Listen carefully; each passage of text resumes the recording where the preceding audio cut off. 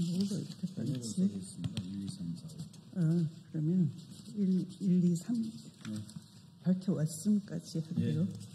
그러면 4, 5 끝까지 가시면 되겠습니다. 네. 안녕하세요. 더불어민주당 내란진상조사단 단장 추미애, 간사 박선원, 저희가 진상조사단을 대표해서 오늘 방첩사에서 새롭게 드러난 군의관 블랙리스트를 중심으로 해서 말씀드리고자 합니다.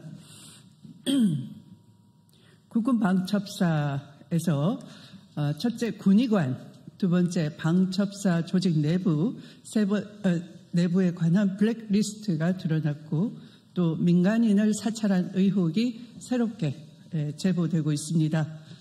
이는 비상계엄 준비 일환으로 보이고 작성 관여한 방첩사 신원보안실 인원은 이후 보훈 인사의 특혜를 누리고 있습니다. 저와 박선원 의원이 12.3 내란 실체를 밝히는데 결정적 역할을 한 것으로 보이고 관련자를 즉각 보짐하고 수사를 할 것을 이 자리에서 촉구하는 바입니다. 상세한 말씀을 드리겠습니다. 첫 번째, 12.3 계엄 포고령의 제5조를 보시면 전공의를 비롯하여 파업 중이거나 의료 현장을 이탈한 모든 의료인은 48시간 이내 본업에 복귀하여 충실히 근무하고 위반 시는 계엄법에 의해 처단한다라는 규정이 있었습니다. 그런데 방첩사가 실제 의료인을 포고령대로 처단하기 위해서 이른바 군의관 블랙리스트를 작성한 사실이 최근 제보를 통해 확인되고 있습니다. 방첩사는 민간 의료계 파업 등에 장기간 투입되어 내부 불만이 높아진 군의관들을 대상으로 군의관 블랙리스트를 작성하고 군의관들을 사찰하고 이들의 정치 성향 등을 사찰 수집했다고 합니다. 2024년 3월에서 10월 사이 무려 7개월 동안 전체 군의관 2,400명 중 약 1,500명 등이 무려 10차례에 걸쳐서 민간 의료 현장에 투입되었다고 합니다. 이에 따른 불만이 내부에서 고조되는 상황에서 수백 명의 군의관들이 사찰 대상이 된 것으로 파악되고 있습니다. 의료 파업은 윤석열 정부의 핵심 관심 사안 중 하나였던 만큼 계엄이 실제 시행되었을 경우 해당 블랙리스트를 기반으로 의료인에 대한 통제, 불이익, 징계 또는 처벌 등의 조치가 이루어졌을 가능성이 있는 것입니다. 두 번째, 비상계엄 준비 과정에서 방첩사 조직 내부에 블랙리스트가 존재했던 사실도 확인되고 있습니다. 해당 리스트는 방첩사의 내부 인원을 대상으로 작성된 사찰 문건으로 계엄 실행을 염두에 둔 내부 숙청 작업의 일환으로 파악됩니다. 방첩사 조직 내부 블랙리스트는 23년 11월 여인영 사령관 취임 이후부터 본격적으로 작성하였고 측근 선별 작업의 일환으로 방첩사 소속 대령급 30명 정도 해당된다고 합니다. 특히 문재인 정부 사람, 호남 출신, 민주당 성향 등 명확한 3대 기준으로 블랙리스트를 작성했다고 합니다. 방첩사 신원보안실은 방첩사 내부 대령급 인원에 대해서 첫째, 문재인 정부 청와대 경험을 했거나 둘째, 호남 출신 지역 연고가 있거나 세 번째, 친민주당 성향 인사들의 목록을 정리하는 자체 블랙리스트도 작성했다고 합니다. 한 예를 들면 A 모 대령은 업무 수행 능력은 뛰어나지만 문재인 청와대 행정관 복무 이력 때문으로 진급이 제한된다라고 적시했다고 합니다. 이 블랙리스트는 방첩사 내부 인사 조치에 직접적인 영향을 미친 것으로 보입니다. 실제 호남 출신이거나 민주당 성향, 문재인 정부 청와대 근무 이력이 있는 군인들이 인사상 불이익을 받거나 계엄 당시 강제 휴가 조치를 당한 정황도 확인되고 있습니다. 이는 해당 블랙리스트가 단순 참고용 문건이 아니라 실제 계엄 실행을 위한 치밀한 인적 통제 수단으로 활용되었다는 점을 입증하는 결정적인 증거로 해석됩니다.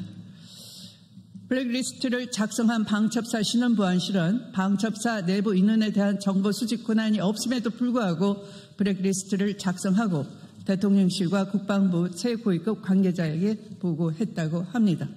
세 번째부터는 박선원 의원께서 말씀 주시겠습니다.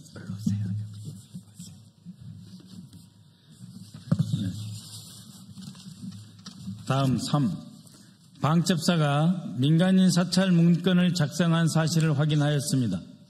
사찰 대상자는 김윤태 전 한국국방연구원장 카이다 원장으로, 김윤태 전 원장은 순수 연구원 출신으로 문재인 정부 청와대 행정관 경험이 있다고 합니다. 특히 김윤태 원장은 문재인 정부 때 임용되었고 이재명 대선 캠프 공약 수립 관여 의혹을 받으며 민주당 사람으로 낙인을 찍혀 윤석열 정부에서 무리한 해임 요구를 하였다고 합니다. 실제로 국방부는 김윤태 원장을 퇴직이 아닌 해임 처리하기 위해서 임기를 마치고 퇴임한 김 전 원장의 임기를 연장을 해서 24년 2월 13일 이사회를 열고 해임을 의결하였습니다. 이에 김 원장은 무효 확인 소송을 제기하였고 24년 9월 5일 법원에서 해임은 무효라고 결정되었습니다.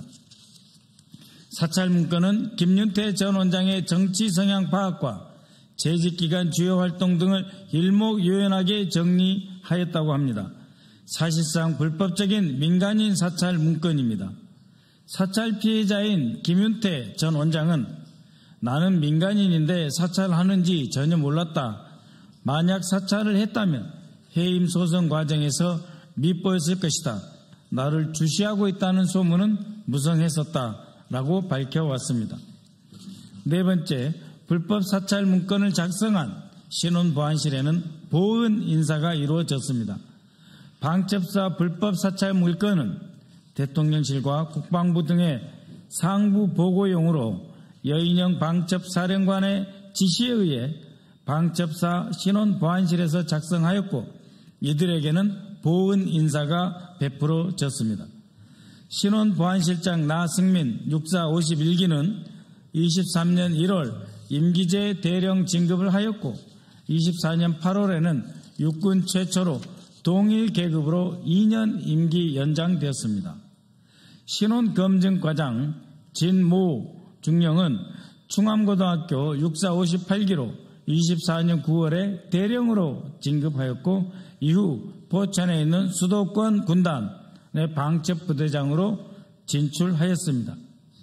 또 다른 신원보안실 총괄 이모 육사 64기도 24년 10월 중령 진급 후에 수도권 가평 소재 사단의 방첩부대장으로 진출하였습니다. 5. 지금까지 밝혀진 방첩사 블랙리스트와 민간인 사찰 외에도 이와 유사한 수많은 불법적인 방첩사 문건이 있다는 내부 제보가 있습니다. 특검 등 수사기관에서는 방첩사가 어떤 경위로 이런 문건을 만들고 누구에게 보고했는지, 실제로 어떻게 실행되었는지 실체적 진실을 밝혀야 합니다.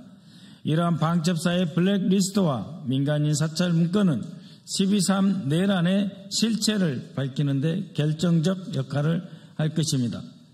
더불어민주당 내란 진상조사단은 방첩사의 불법적인 문건 작성을 주도했는데 아직까지 어떠한 수사도 받고 있지 않은 나승민 방첩사 신원보안실장과 당시 신원보안실 진모 대령, 이모 중령에 대해서도 즉각적인 보직 해임과 함께 철저한 수사에 착수해 줄 것을 촉구하는 바입니다. 고맙습니다.